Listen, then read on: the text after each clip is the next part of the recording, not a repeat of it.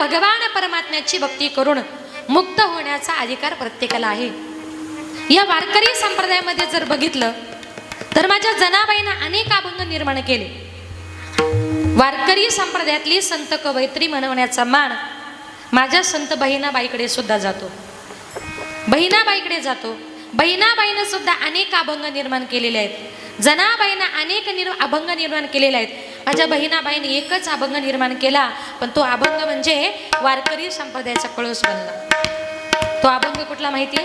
संत कृपा झाली इमारत फळाली, ज्ञानदेवी रचला पाया, उभारिले देवालया, जनार्दन एकनाथ खांब दिला भागवत, नामातयाचा किंकर जेने केला हा विस्तार, तुका झाला से कळस भजन करा सावकाश, आणि शेवटी बहिणा फडकती ध्वजा निरूपण केले ओझा। एक शब्द प्रत्येकाने ऐका। आज या ठिकाणी हा महिला कीर्तन महोत्सव आयोजित केलाय। काही लोक अजूनही महिलांना फार विरोध करतात, पण एक वाक्य आवर्जून ऐका। वारकरी संप्रदायाचा पाया जरी ज्ञानोबाराय असले, काय वारकरी संप्रदायाचा पाया जरी ज्ञानोबाराय असले, पण या भागवत मंदिराच्या कळसावर फडकणारी पताका ही एक स्त्रीच्या रूपात आहे। एवढं लक्षात ठेवा। ती कोण आहे? माझी संत बहिणाबाई आहे। म्हणून ज्ञानदेवी रचिला पाया आणि बहिणा फडकती ध्वजा। कळसाच्या अगोदर दर्शन कोणाचं होतं? त्या ध्वजेचं होत असतं। निरूपण केले ओझा। म्हणून अनेक अभंग या संत कवयित्रींनी निर्माण केले। त्यातला हा जनाबाईचा अभंग बघा। जनाबाई म्हणजे सर्वसामान्य नव्हती हो। तिच्या निर्जीव गौऱ्या सुद्धा विठ्ठल विठ्ठल म्हणायच्या। सगळ्यांना प्रसंग माहित आहे। एक दिवस काय झालं, जनाबाई आणि शेजारीबाईचं भांडण झालं। भांडण म्हणजे असं साधं सुद्धा नव्हतं। महिलांचे भांडण म्हणजे बघण्यासारखे असतात। पुरुषांच्या भांडणात तेवढी मजा नाही, पण महिलांचे भांडण म्हणजे बघण्यासारखे असतात। भांडायला लागल्या की ते भांडण बघायला ऐकायला एवढा आनंद वाटतो ना। तशी जनाबाई शेजारीबाईचं भांडण झालं। बरं कशावरून? स्त्रियांना भांडायला कारण लागत नाही। कशावरून? तर म्हणे शेणाच्या गौऱ्यांवरून। आता दोघी जणी कटक म्हणजे एकदम रागाने भांडू लागल्या। तिथून कबीर महाराज चालले होते। जनाबाई म्हणायची या गौऱ्या माझ्या आहे, आणि शेजारीबाई म्हणायची या गौऱ्या माझ्या आहे। तिथून कबीर महाराज चालले। कबीर महाराज म्हटले, जने अगं कशाला भांडतेस? महाराज मी हिच्या गौऱ्या चोरल्या नाही, आणि ही माझ्यावर आळ आणते का तू माझ्या गौऱ्या चोरल्या? जनाबाई म्हणते, महाराज इथं जेवढ्या गौऱ्या आहे ना या सगळ्या माझ्या आहेत। कबीर महाराज म्हटले, जने कशावरून?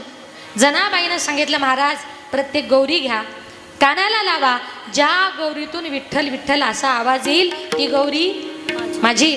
कबीर महाराजांनी प्रत्येक गौरी घेतली, आपल्या कानाला लावली, त्या गौरीतून विठ्ठल विठ्ठल असा मंत्र येऊ लागला, आणि त्याच ठिकाणी कबीर महाराजांनी जनाबाईला गुरु करून घेतलं।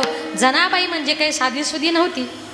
कबीर महाराजांनी तिला गुरु करावं अशी जनाबाई या अभंगामध्ये भगवान परमात्म्याच्या दरबाराचं वर्णन करते। साक्षात देवाशी भांडण करते, आणि देवाशी भांडण करून जनाबाई देवाला म्हणते, बघा जीवन जगत असताना आपल्या जवळ ज्ञान पाहिजे। ज्ञानोबाराय म्हणतात, गुरुविना अनुभव काही साखळे, गुरुशिवाय ज्ञान नाही, गुरुशिवाय विद्या नाही। म्हणून या समाजामध्ये जर जगायचं असेल तर तुमच्याजवळ ज्ञान पाहिजे। अज्ञानपणामुळे काय होतं आहे का? एका गावात एक मनुष्य रात्रंदिवस दारू प्यायचा। त्याचा मुलगा इतका हुशार तर त्याने पहिलीपासून 10वी पर्यंत वर्गामध्ये कधीच 1 नंबर सोडला नाही। आता एक दिवस त्याच्या मुलाचा 10वीचा रिझल्ट होता। त्याच्या बापानं थोडीशी घेतली कळतं ना, म्हणजे बिस्लरी नाही पुरुष मंडळ, थोडीशी घेतली, शाळेच्या गेटच्या बाहेर जाऊन थांबला। आता प्रत्येक जण आपला रिझल्ट घेऊन येऊ लागला। त्याने एका मुलाने विचारलं, बाळा तुझा किती नंबर आला? त्याने सांगितलं, काका माझा 20 नंबर आला। दुसरा मुलगा आला, तुझा किती नंबर आला? म्हटला माझा 15 नंबर आला। तिसरा मुलगा आला, तुझा किती नंबर आला? माझा 12 नंबर आला। आता याचाच मुलगा आला। मुलाला बघितलं, तो बाप म्हणतो, मग पिंट्या अरे वर्गामध्ये काय दिवे लावले? तो पिंट्या नाचू लागला, उड्या मारू लागला। म्हटला, बाबा अहो सगळ्या वर्गामध्ये माझा 1 नंबर आला। तो बाप म्हटला, पिंट्या अरे लाज वाटत नाही का तुला? काय झालं बाबा? अरे लोकांच्या पोरांचे 15-15, 20-20 नंबर, आणि तुझा फक्त 1च नंबर। याला कारण का? त्याच्याजवळ असलेलं अज्ञान। संत महात्मे म्हणतात, जीवन जगताना तुमच्याजवळ अज्ञान नको, तुमच्याजवळ ज्ञान पाहिजे। सकाळी उठल्याबरोबर एक तरी ओवी अनुभवावी. म्हणजे जीवन जगताना आपल्या जवळ ज्ञान पाहिजे आणि ज्या ज्ञानानं संत महात्म्यांनी देवाची भक्ती केली तसं जनाबाई म्हणते, देवा तुझा कारभाराचं काय वर्णन करू रे, का जो पुण्य करणारा बळी होता त्याला तू पाताळात नेऊन घातला. अभंगाचे प्रथम चरण. पुण्यवंत पाताळ लोकी नेला, पुण्यवंत पाताळ लोकी नेला, पुण्यवंत पाताळ लोकी नेला, पुण्यवंत पाताळ लोकी नेला. दरिद्री तो भाग्यवंत केला, दरिद्री तो भाग्यवंत केला, दरिद्री तो भाग्यवंत केला, दरिद्री तो भाग्यवंत केला. चोरट्याचा बहुमान वाढविला, चोरट्याचा बहुमान वाढविला, चोरट्याचा बहुमान वाढविला, चोरट्याचा बहुमान वाढविला. कीर्तिवानाचा अपमान केला, कीर्तिवानाचा अपमान, कीर्तिवानाचा अपमान केला. धुंद झाला तुझा दरबार, धुंद झाला तुझा दरबार, धुंद झाला तुझा दरबार, झाला तुझा दरबार. कीर्तिवानाचा अपमान केला,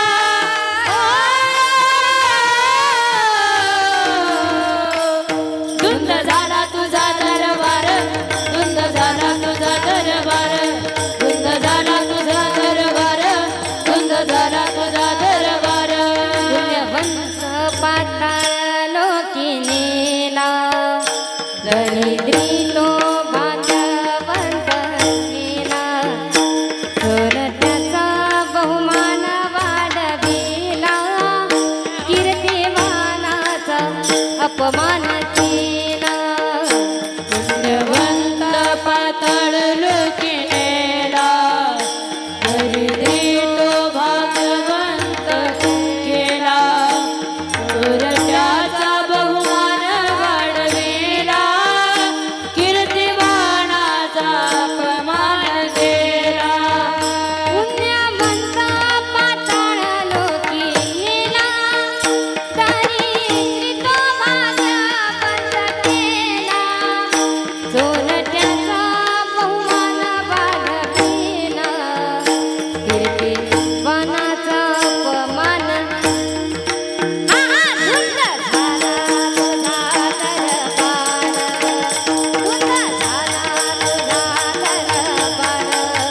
धुंद झाला तुझा दरबार, धुंद झाला तुझा दरबार, धुंद झाला तुझा दरबार. धुंद झाला तुझा दरबार, धुंद झाला तुझा दरबार, धुंद झाला तुझा दरबार, धुंद झाला तुझा दरबार. पुण्यवंत पाताळ लोकी नेला, दरिद्री तो भाग्यवंत केला. माझी जनाबाई म्हणते, देवा तू काय केलंस, एवढा मोठा पुण्य करणारा बळी, पण त्याला तू पाताळात नेऊन घातला. आता हा बळीराजा म्हणजे कोण होता हो महिला मंडळ ऐका. बळीराजा म्हणजे शेतकऱ्यांचा राजा होता. त्याच्या प्रजेमध्ये शेतकरी आनंदाने सुखाने नांदत होते. तो कुणालाच धनधान्याची कमी पडू देत नव्हता. इतका तो पुण्यवान बळीराजा.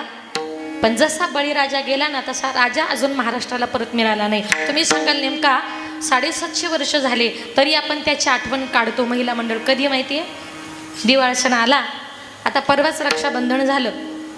रक्षाबंधनला भाऊबीजला बहीण भावाला ओवाळताना काय म्हणते माहिती आहे तुम्हाला? म्हणजे म्हणता का तुम्ही काहीतरी का नुसतंच ओवाळता पैसे घ्यायला? बघा, रक्षाबंधन आलं, भाऊबीज आली का बहीण भावाला ओवाळताना काय म्हणते माहितीये? इडा पिडा टळू दे बळीचं राज्य येऊ दे, इडा पिडा टळू दे बळीचं राज्य येऊ, असं म्हणायचं असतं. म्हणताना नसतील म्हणत तर म्हणत जा, आता पाठ करून घ्या. तो बळीराजा, आजही महिला मंडळ तो बळीराजा यावा अशी अपेक्षा करतात. त्या बळीराजाच्या दारातून कुठलाच अतिथी विनमुख परत जात नव्हता. त्या बळीराजाची ख्याती भगवान परमात्म्यापर्यंत गेली आणि भगवंतापर्यंत ख्याती गेल्यानंतर देवाने ठरवलं का इतका दानशूर बळीराजा की त्याची ख्याती माझ्यापर्यंत स्वर्गामध्ये आली. म्हणून देव बळीच्या दारामध्ये आज त्या ठिकाणी भिक्षा मागण्याकरता गेले. जगाचा बाप त्यालाही कधीतरी कुणाकडे काहीतरी मागावं लागतं. काही काही लोक सहज म्हणतात बघा, राजाला सुद्धा सोयीची गरज, म्हणजे आम्हाला कुणाचीच गरज नाही असं कधी म्हणायचं नाही, राजालाही सोयीची गरज असते. तसं जगाच्या बापाला सुद्धा कधी कधी मागावं लागतं. म्हणून आज जगाचा बाप भगवान परमात्मा बळीच्या दारामध्ये मागण्या करता उभा आहे. कशाला?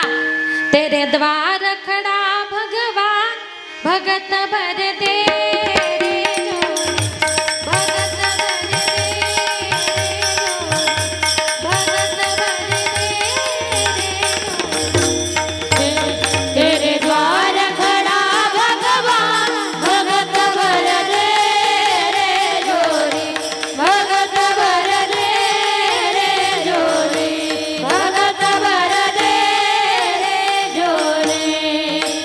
तेरा होगा बड़ा ऐसा, तेरा होगा बड़ा ऐसा कि युग युग तेरी रहेगी शान, भगत भर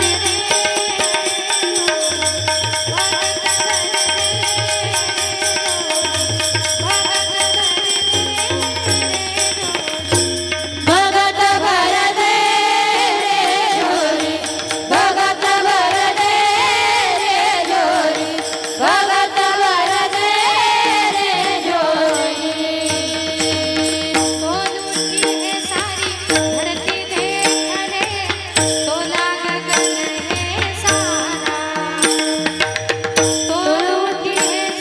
धरती देख ले, तोला गगन है सारा. भीख मांगने आया तेरे घर,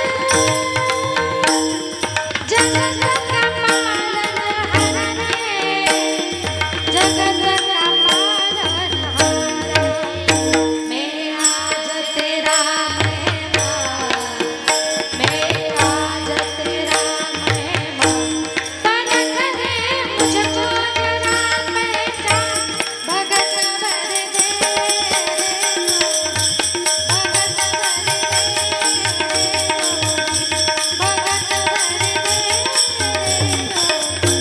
भगत भर दे रे जोरी, भगत भर दे रे जोरी, भगत भर दे रे जोरी.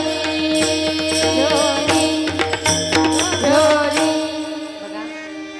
आज देव बळीच्या दारामध्ये मागण्या करता उभा आहे. वामनाचं रूप घेतलं, छोट्याशा बटुकाचं रूप घेतलं, बळीच्या दारामध्ये गेला, आवाज दिला, भिक्षाम देही, भिक्षाम दे. बळीराजा बाहेर आला. बाहेर आल्याबरोबर समोर वामनाला बघितलं, त्याला माहिती नव्हतं हा देव आहे. समोर वामनाला बघितलं, सांगितलं, महाराज काय मागणी मागून घ्या. त्या वामनानं सांगितलं, बळीराजा मला जास्त नको, मला तुझ्या राज्यामध्ये फक्त 3 पावले जागा पाहिजे. बळीराजाने विचार केला, याची उंची 3 फूट आणि 3 पावले जागा घेऊन टाक म्हटले. आता घेऊन टाक म्हटल्यानंतर बळीचा गर्व बघितला, अहंकार बघितला. देव सगळं काही सहन करू शकतो, पण आपल्या भक्ताचा गर्व अभिमान त्याला सहन होत नाही. होय तिळभर अभिमान मेरू समान वाटे देवा. भगवंताला गर्व त्याचा सहन झाला नाही. 3 पावलं जागा पाहिजे, घेऊन टाक म्हटले. पहिल्या पायामध्ये स्वर्ग व्यापला, दुसऱ्या पायामध्ये पृथ्वी व्यापली. तोलवटी हे सारी धरती देखले, तोला गगन हे सारा. भीख मांगने आया तेरे घर, जगत का पालनहार रे. पहिल्या पायात स्वर्ग व्यापला, दुसऱ्या पायात पृथ्वी व्यापली. आणि वामनानं सांगितलं, बळीराजा आता 3रा पाय कुठे ठेवू, 3रा पाय कुठे ठेवू म्हटल्यानंतर बळीराजानं सांगितलं, आता पाय ठेवायला तुला जागाच नाही, ठेव म्हटले माझ्या डोक्यावर.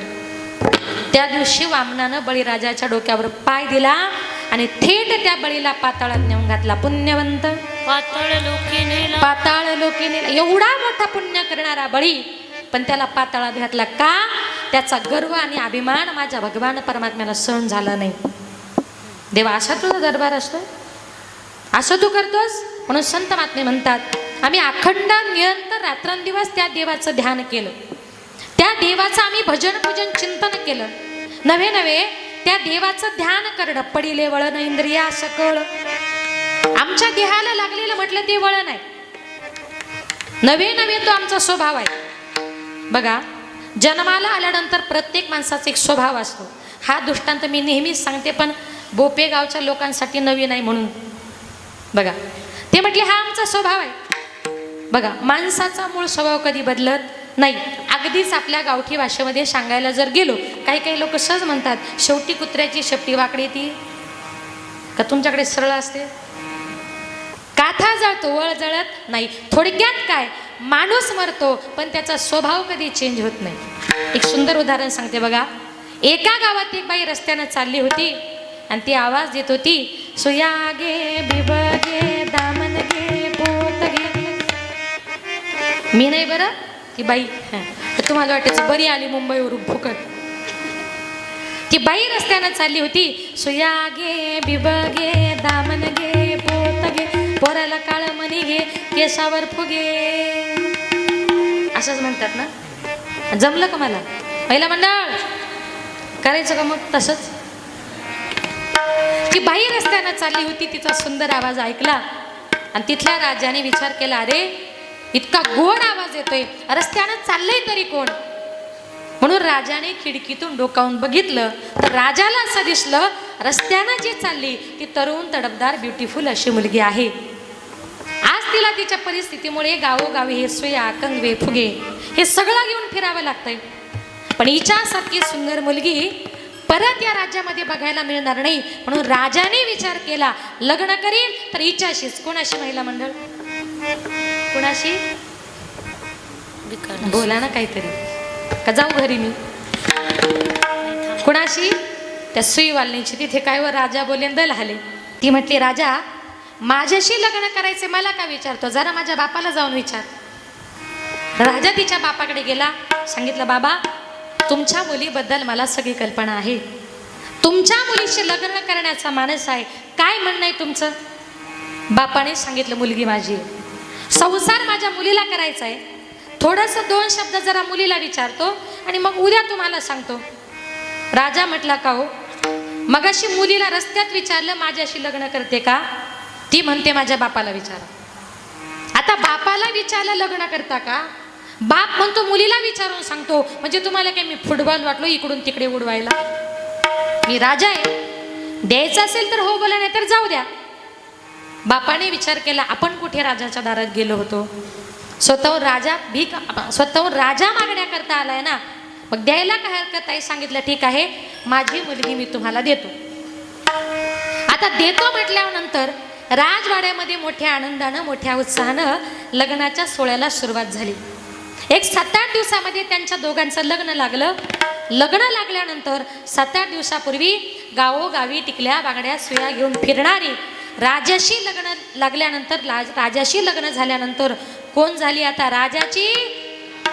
वा वा, असंच बोला, अर्ध पाकिट तुम्हाला देणार. राजाची राणी झाली. राजाची राणी झाली, राज दरबारात गेली. आता राजाची राणी म्हटल्यानंतर तिथं काय विषय हो? तिला कुठलंच काम करायचं नाही, कपडे नाही, भांडे नाही, स्वयंपाक नाही, काहीच नाही. तिला फक्त एकच काम, काय माहिती आहे? एका जागेवर बसायचं. पण तुम्हाला माहिती आहे महिला मंडळ पुरुष मंडळ, तिला दिवसातून रोज 17 गाव फिरायची सवय. बरं, एका जागे बसून गोड लागे ना. दिवसभरातून 4-5 वेळेला 5 पकवानाचं भोजन समोर यायचं. ताट समोर आलं का कुठेतरी लपून ठेवायची आणि 7-8 दिवसांनी शिळे तुकडे झाले का कडाकड फोडून खायचे. का? ताजं खाणं तिचा स्वभावच नव्हता. आता हिंदू धर्माच्या प्रथेप्रमाणे राजवाड्यामध्ये सत्यनारायणाची महापूजा आयोजित करण्यात आली. आता पूजा वगैरे पार पडली. ननंदबाई पुढे आली, म्हटली, वहिनी जरा नाव घ्या. आता नाव घ्या म्हटलं, थोडीशी लाजली आणि तिने नाव घ्यायला सुरुवात केली. मी घेऊ का नाव? म्हणजे मी घेऊ का तुम्ही घेता? हा, मीच घेऊ ना. बरं, मी नाव घेते, तुम्ही लक्षात ठेवा. एखाद्या लग्नात तुम्हाला एक काम येईल. आता लग्नांचा सीजन सुरू होईल, फार चांगला नाव आहे बघा. तिनं नाव घ्यायला सुरुवात केली. बाई कशा कानटाव करून बसल्या, घ्यायचंय का? नक्की घ्या, ऐका. तिच्या नवऱ्याचं नाव होतं हरिश्चंद्र राजा. तिनं नाव घ्यायला सुरुवात केली.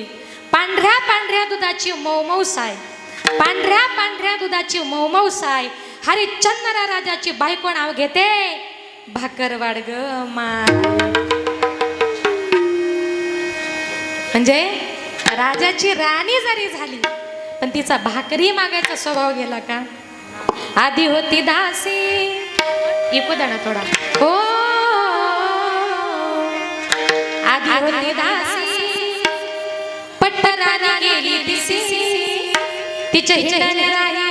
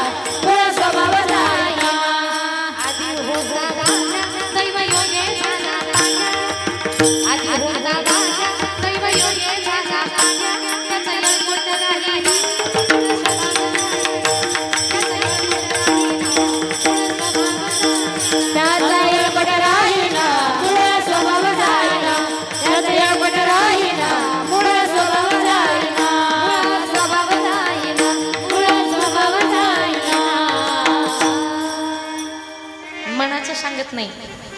माझ्या नाथ बाबांचं मूळ स्वभाव नावाचं प्रकरण आहे, त्याच्यात सांगितलंय. आधी होती दासी पट्टरानी केली तिसी. तिचे हिंडणे राहीना मूळ स्वभाव जाईना. आधी होता वाघ्या, इथं कोणी वाघ खंडोबाचा आहे की नाही, आहे तो वाटतं भरपूर. दैवयोगे झाला पाग्या, त्याचं येळकोट राही मूळ स्वभाव. आता वाघ्या म्हणजे खंडोबाचा बरं का, वाघ आडनावाची माणसं नाही. तरी एका गावात एक वाघ आडनावाचा माणूस होता. आडनाव वाघ असल्यामुळे सगळ्या गावाला घाबरायचं, सगळ्या गावाला घाबरायचं. त्याला गाव कंटाळलं, सगळ्या गावाला तो घाबरायचा. पण घरी गेला की मांजरीसारखं गपचूप बसायचा. बायकोच्या समोर मांजर, गावात वाघ. गावातले लोक त्याला कंटाळले. शेवटी पोलीस स्टेशनला तक्रार गेली आणि गावातल्या लोकांनी सांगितलं, हो आडनाव वाघ आहे, सगळ्या गावावर राज्य करतो आणि घरी गेला का बायको समोर मांजर का बनतो. पोलिसांनी त्याला प्रश्न विचारला. त्यानं सांगितलं, साहेब अहो मी वाघ आहे, गावावर राज्य करतो, पण माझी बायको म्हटलं वाघ मारे. तिला घाबरावंच लागणार, कधी मारीन सांगता येणार नाही. असो म्हणून माझे जनाबाई म्हणते, पुण्यवंत पाताळ लोकी नेला, दरिद्री तो भाग्यवंत केला. आता दरिद्री तो भाग्यवंत केला याच्यामध्ये सुदामदेवाचं वर्णन आले. सुदामदेव भगवंतांना भेटण्याकरता निघाले. सुदामदेवाला कळलं का देव द्वारकेचा राजा झाला. गड्यानो राजा केर झाला, गड्यानो राजा केर झाला, गड्यानो राजा केर झाला.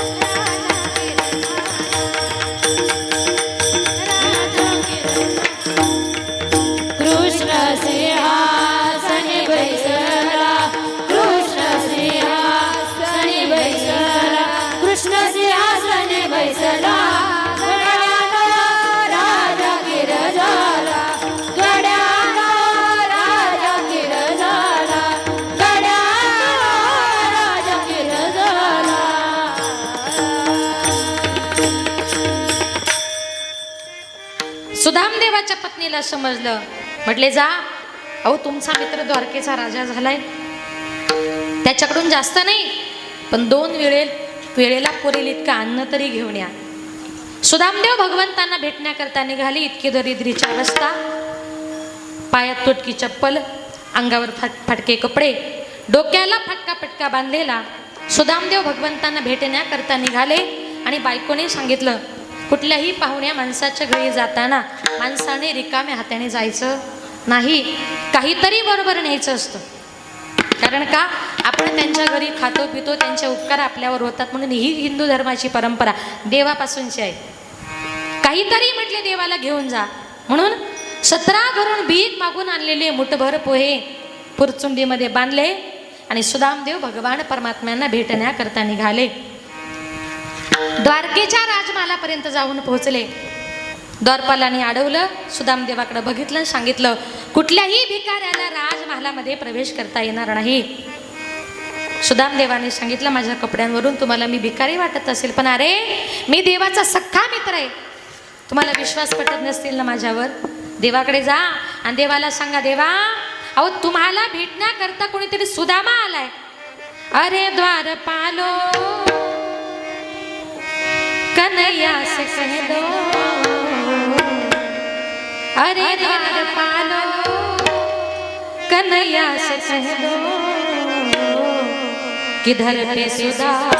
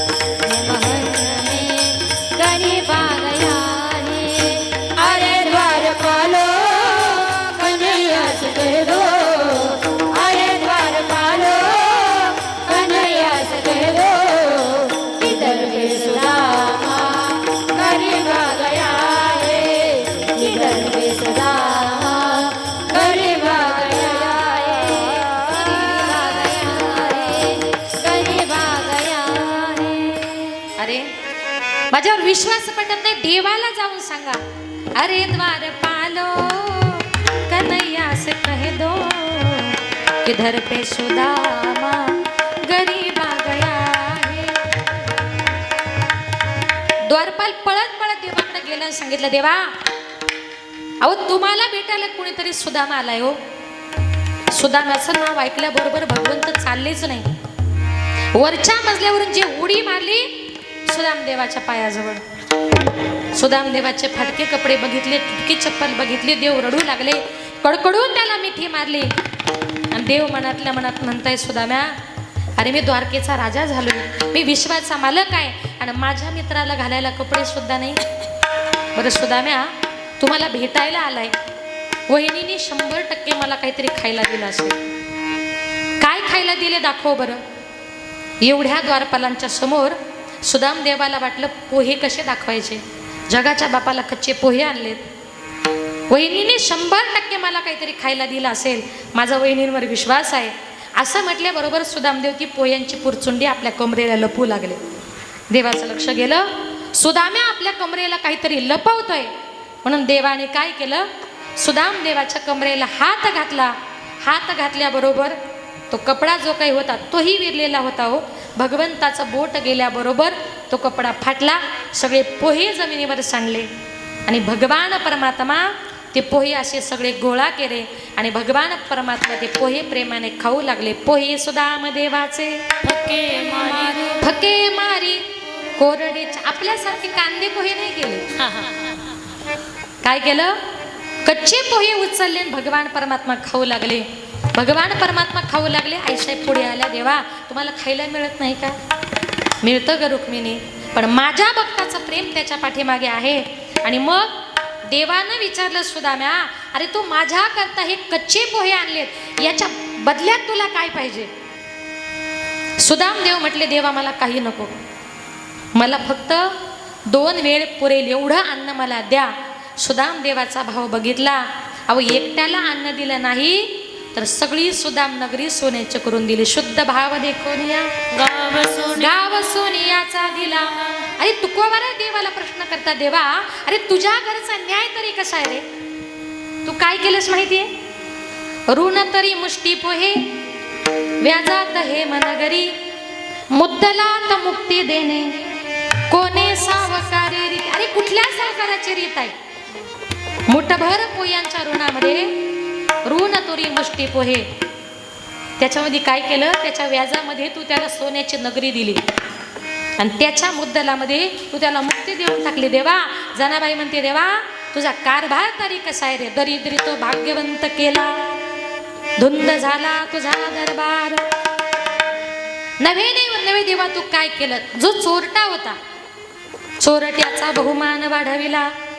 जो चोरटा होता रात्रंदिवस तो चोरी करायचा, त्याचं नाव वाल्या कोळी. जंगलामध्ये राहायचा, येणाऱ्या जाणाऱ्या ब्राह्मणांची तो हत्या करायचा, त्यांच्या जवळचे पैसे दागिने घरी बायका मुलांना नेऊन द्यायचा. त्या जंगलातून एक दिवस नारद मुनी चालले होते.